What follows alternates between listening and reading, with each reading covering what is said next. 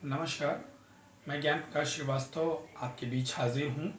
और जैसा कि आप लोगों को पता है कि हम लोग इस समय कुछ सीख रहे हैं। लॉकडाउन का दूसरा चरण चल रहा है और जैसे 3 मई तक लॉकडाउन ये था, इस चरण का समय 3 मई तक दिया गया था। तो हम लोगों ने 15 दिन का एक कोर्स तैयार करके सीखने की कोशिश की। मैंने सिखाने की कोशिश की कि कोई व्यक्ति कैसे मंच संचालन कर सके। उस क्रम में हम काफ़ी आगे आ चुके हैं। आज हमारा 13वां दिन आपके बीच है। अब क्या है कि अब तक हम लोगों ने जो भी सीखा था, काफ़ी गुण सीखे, जिसने जितना प्रैक्टिस किया होगा। कुछ लोगों ने देख करके कुछ किया ही नहीं होगा, तो वो आपके ऊपर डिपेंड करता है। लेकिन यदि आप सीखना चाहते हैं और पिछले वीडियो नहीं देखे हैं, तो एक से लेकर के जितने भी अब तक के हमारे वीडियो हैं, उन सब का लिंक आपको इस वीडियो के डिस्क्रिप्शन बॉक्स में मिल जाएगा, उससे आप देख सकते हैं। आज हम आपको बताना चाहते हैं कि अब हम बड़े मंच पर कैसे तैयारी करेंगे बोलने की। अब तक हम लोगों ने छोटे छोटे सभाओं को या कुछ भी करके सीखा। हमने देखा कि अपने परिचय देने से लेकर के बहुत बड़ा एक हमारा क्षेत्र बन चुका है। शुरू से जो अब तक सीखें, एक बड़ा कोर्स, बहुत बड़ा अध्याय बनकर तैयार है। उसको टुकड़ों में यदि आप सीखेंगे तो बहुत आपको लाभदायक सिद्ध होगा। शुरू करते हैं आज की बात। लेकिन उससे पहले, यदि अब तक आपने हमारे चैनल को सब्सक्राइब नहीं किया या आप पहली बार हमारे चैनल को देख रहे हैं, तो इसे सब्सक्राइब करके नोटिफिकेशन बेल ज़रूर ऑन करिएगा। वीडियो को लाइक करना ना भूलें। इसको शेयर भी करें ताकि और लोगों तक पहुंच सके। यहाँ पर इस चैनल में कोई भी मनोरंजन जैसी चीज़ नहीं है। यहाँ पे केवल आपको आपकी क्षमता बढ़ाने के लिए जो भी ज़रूरी होंगे वो आपको यहाँ पे टाइटल उससे संबंधित आपको मिलेगा। कंटेंट क्या है कि आने वाले वक्त में भी जो हम वीडियो बनाएंगे वो हमारा कंटेंट ज्ञानवर्धक होगा, ना कि मनोरंजन के लिए। मनोरंजन के लिए बहुत कुछ बना हुआ है, इसलिए उसको मैं कुछ बनाने की कोशिश नहीं कर रहा हूँ।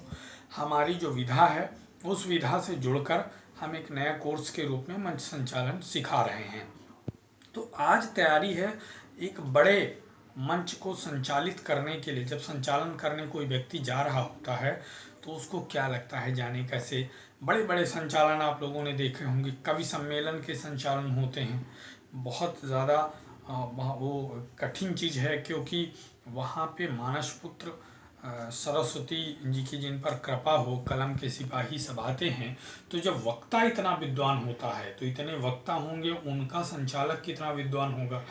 तो इसी तरह से आपको भी ये समझना है कि आपके वक्ता जितने बुद्धिमान होंगे, विद्वान होंगे, उस हिसाब से आपको भी अपनी काबिलियत वहाँ पर दिखानी रहेगी और उसको पूरा अच्छे से अच्छा और रोचक तरीके से संचालन आपको करना होगा।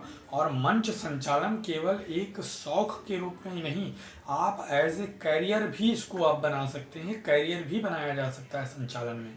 बहुत जगह ऐसा होता है कि कई प्रोग्राम ऑर्गेनाइज होते हैं, राजनीति में इतनी मीटिंग्स होती हैं, कोई भी साहित्यिक भी यदि मंच है तो भी संचालक का उसमें बड़ा अहम रोल होता है। यदि आप संचालक के रूप में उभर कर सामने आ गए तो आप इसको अपना कैरियर भी बना सकते हैं और उसकी बहुत बड़ी मांग भी है मार्केट में आज के समय में। तो बात क्या है, मैं बता रहा था कि आज हम लोगों को देखना है कि हम संचालन करने से पहले क्या क्या तैयारी करके हमें जाना चाहिए। तो आपको बताएं, जैसे ही आपको पता चले किस मीटिंग का संचालन आपको करना है, जिस मीटिंग में मंच पर सभा का संचालन आप करने जा रहे हैं, सबसे पहले आप क्या करिए कि आप एक नोट तैयार करिए। किसी भी चीज़ का यदि आप बिना तैयारी के जाएंगे तो निश्चित रूप से मानिए कि वह बहुत ज़्यादा सफल आपको वहाँ पे आयोजन नहीं आप दे पाएंगे। सफलता आपकी तैयारी पर डिपेंड करती है कि आपने इससे पहले कितनी तैयारी की है, प्रैक्टिस कितनी की है, अभ्यास कितना किया है। तो आपका अभ्यास कभी पूर्ण नहीं होता, इसलिए आप क्या करें कि हर प्रोग्राम की, हर आयोजन की तैयारी आप ज़रूर करें, कुछ नए तरीके से कुछ मिलाकर, ताकि आपके अंदर निखार और नयापन लगातार आता रहे। आपने तैयारी में क्या करना है, आपको एक छोटा सा नोट बनाना है, आयोजक से मिलिए, वहाँ पूछे कि इस मीटिंग का मुख्य उद्देश्य क्या होगा, उसके बाद इसका मुख्य अतिथि कौन होगा।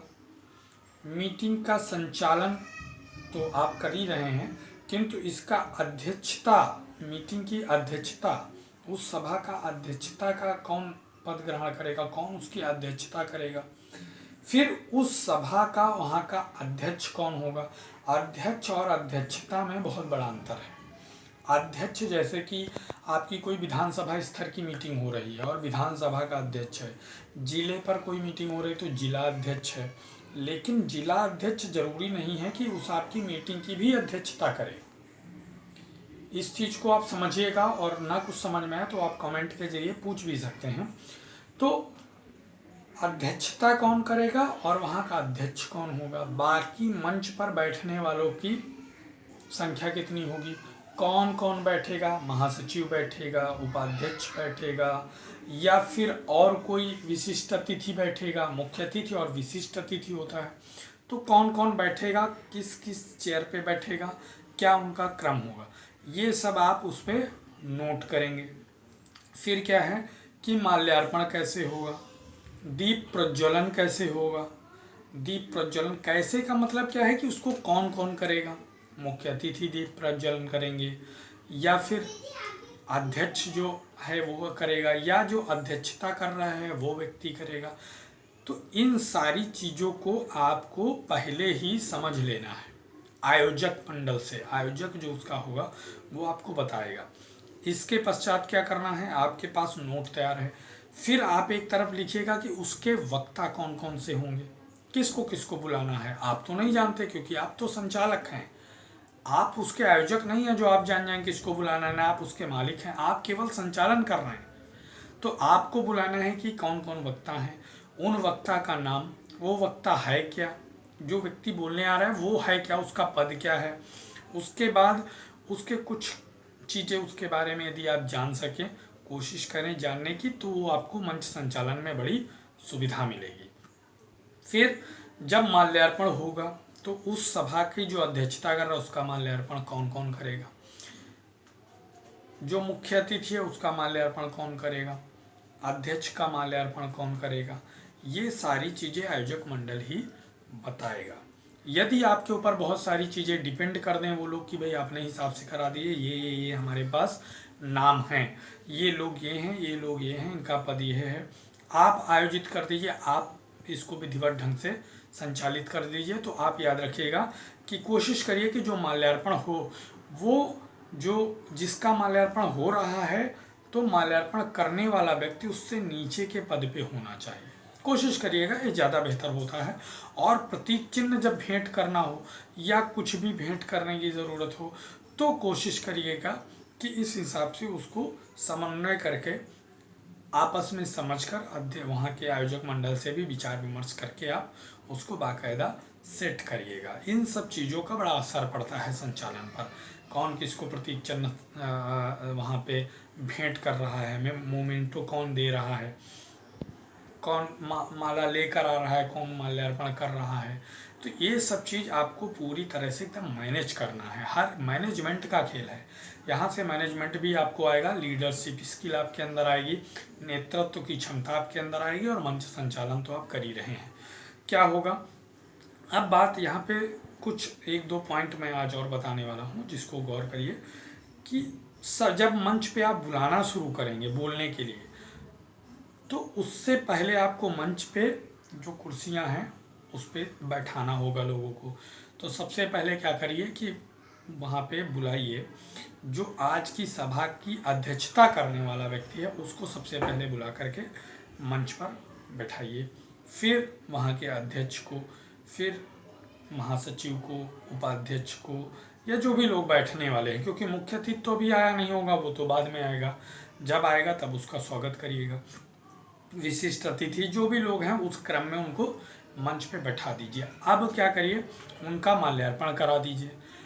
फिर बोलने की शुरुआत करिए। दीप प्रज्वलन भी या अगर मुख्य अतिथि को करना होगा तो जब मुख्य अतिथि आएंगे तब होगा। फिलहाल के लिए दीप प्रज्वलन करा दिया जाता है, तो आप वहाँ की जो अध्यक्षता कर रहे हैं उनसे आप दीप प्रज्वलन करा के स्थान ग्रहण करने दीजिए।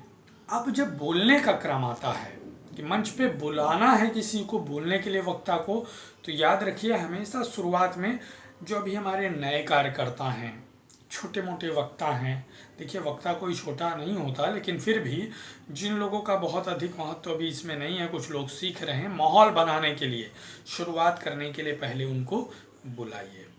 तो वो लोग क्या करेंगे, उसमें आपको समझ लेना है उस जो आपने नोट बनाया है कि सबसे पहले किनको किनको जिनका बहुत बड़ा महत्व इस सभा में लेकर के नहीं है, उनकी कोई बहुत ज़्यादा असर नहीं पड़ने वाला है इस उद्देश्य पर, उनको भी आप बुला सकते हैं। वो बोलेंगे, एक एक करके बुलाते रहिए, धीरे धीरे धीरे धीरे ये क्रम आगे की ओर बढ़ेगा। इस मंच पर समझ लीजिए कि 3 ही लोग सबसे अधिक प्रभावशाली व्यक्ति होंगे। सबसे पहले नंबर पे मुख्य अतिथि जो आएगा उसका निश्चित रूप से बहुत बड़ा असर पड़ने वाला होगा इस सभा पे, तभी मुख्य अतिथि है वो। उसके बाद क्या है कि आपका जो अध्यक्ष है, सब उस आपकी जो मीटिंग हो रही है उसका जो आपकी सभा है उसका अध्यक्ष कौन है, फिर आयोजक कौन है, उसका आयोजक मंडल का क्या उद्देश्य रहा होगा, यही लोग असरदार इनका जो संबोधन होगा ये होगा। इसके बाद क्या है कि सबसे बाद में जो वहाँ की अध्यक्षता कर रहा है व्यक्ति उसका संबोधन होता है। याद रखिएगा संचालन के दौरान कि जो उस मीटिंग की उस सभा की अध्यक्षता कर रहा था व्यक्ति, उस अध्यक्षता के संबोधन के बाद किसी को बोलने का अधिकार नहीं होता है। उसके बाद केवल धन्यवाद ज्ञापित किया जाता है, और वह धन्यवाद किससे ज्ञापित कराना है ये वहाँ पे आप विचार विमर्श कर लीजिए। जो लोग आए हैं, मंच पर बैठे हैं, और मुख्य अतिथि, आयोजक मंडल, सबको धन्यवाद ज्ञापित करने का कार्य मोस्टली उस आपकी संस्था के अध्यक्ष को दिया जाता है कि वह अध्यक्ष है और वो क्या करे, अध्यक्ष या फिर आयोजक जो होगा मुख्य, वो उन सबको धन्यवाद ज्ञापित करता है कि आप सब लोग आए, धन्यवाद। फिर कार्यक्रम समापन की घोषणा होती है। अब ऐसा ना हो जाए कि अध्यक्ष जो अध्यक्षता कर रहे थे वो अध्यक्षता का भाषण हो गया, उसके बाद फिर किसी वक्ता को आप बुला रहे हैं, तो वहाँ पे इसका असर बहुत नकारात्मक होगा, क्योंकि बहुत बड़े बड़े जानकार लोग आपके सामने बैठे होंगे। तो आशा करता हूँ कि आज के इस अध्याय से, लेसन से आपको कुछ सीखने की इच्छा हुई, यदि तो आप सीख सकेंगे। इसको देखकर आप सीखेंगे, अपने कमेंट करिए, सीखते रहिए, और कुछ आगे इसमें जोड़ने का, सिखाने का प्रयास करूँगा अगले चैप्टर में। इसके बाद फिर मिलता हूँ आपसे अगले दिन, तब तक के लिए जय हिंद, जय भारत।